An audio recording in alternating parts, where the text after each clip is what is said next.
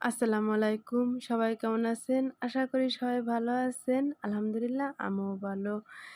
এখন সিজনটা কিন্তু একটু অসুস্থতার ভিতর দিয়ে যাচ্ছে। প্রতিটা বাড়ির জ্বর, সর্দি, ঠান্ডা লেগে আছে। অবশ্যই এটা আমাদের বাড়িও আছে। যাই হোক আমি যে সকালবেলায় ঘুম থেকে উঠলাম, ছোট বাবুকে ঘুম পাড়ায় রাইখে সকাল, সকাল কাজগুলো সেরে নিব। এখন বাজে সকাল ৬টা। এই যে সকাল, সকাল আমি রান্নাঘরে চলে আসলাম। আজ শুক্রবার। শুক্রবার হলে কত কাজ যে জমানো থাকে সেগুলো সারতে হয়। এই যে ছেলে দুইটার আজকে স্কুল বন্ধ, ওরা একটু ঘুমায় আছে। ওরা বাসায় থাকলে আমারও অনেক কাজ হয়। ওরা ওর ছোট ভাইকে ধরে। আমি দেখা যাচ্ছে যত পুরানো কাজ থাকে এই দিন সারি। এইদিন আমার সাহেবও বাড়ি থাকে। এই যে সকালবেলায় থালা বাসনগুলো ধুয়েই রান্না করতে যাব। আজকে রান্না করব ২ থেকে ৩ আইটেম।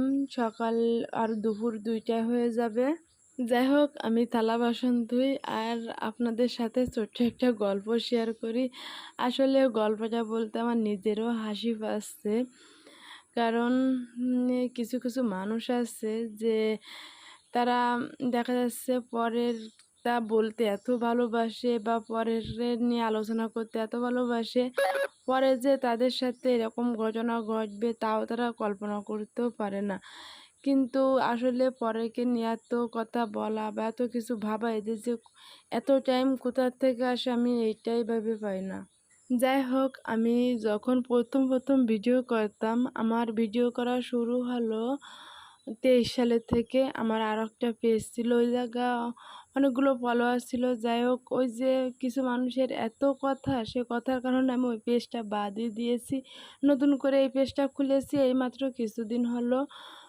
ওই যে ২৩ সালে যখন প্রথম ভিডিও করতাম তখন আমার কিছু মা, চাচি, ফুফু, আন্টি, খালারা বলতো যে ওই যে ফোন বেরোইছে, ভিডিও করবে, মুখটা ফিরে আরেক দিক থাকতো, পাছাটা আমার দিক ঘুরাই যেত বা ঘুমটা দিয়ে চলে যেত যে ওদের মনে হয় আমার ক্যামেরার ভিতর চলে আসবে, ওদের পাপ হবে। মানে অনেক কিছু, অনেক নানান কথা। আমি এসব কি জঘন্য কাজ করি, এইসব কথা বলতো। যাই হোক এখন দেখতেছি সেই সব চাচি, মা, খালা, ফুপুরা এখন দেখি ভিডিও করে এবং তারা এত সুন্দর মিষ্টি, মিষ্টি কণ্ঠ দিয়েও ভিডিও করে। তারা এখন ফেসবুকে এসে লেখে ধৈর্যের ফল মিঠা হয়, ধৈর্য ধরলে তার ফল ভালো হবে। তারপর ফলো দাও, ফলো দিলে ফলো ব্যাক দেবো। যাই হোক তারা তো এখন সবই লিখতেছে। তাহলে আমি যখন ২৩ সালে প্রথম ভিডিও করতাম তখন আমাকে নিয়ে যে কত আলোচনা হয়েছে। যাই হোক আমি তখন কিছু বলিনি। আমি খালি আমার সাহেবকে বলতাম, আমার সাহেব বলে, "চুপ করে থাকো। একদিন না একদিন দেখবা এগুলো সব কিছু ঠিক হয়ে যাবে।" যাই হোক আমি খুব কষ্ট পেতাম, তাই ছাড়া আর কিছু না। এখন এগুলো আমার খুব হাসি পায়।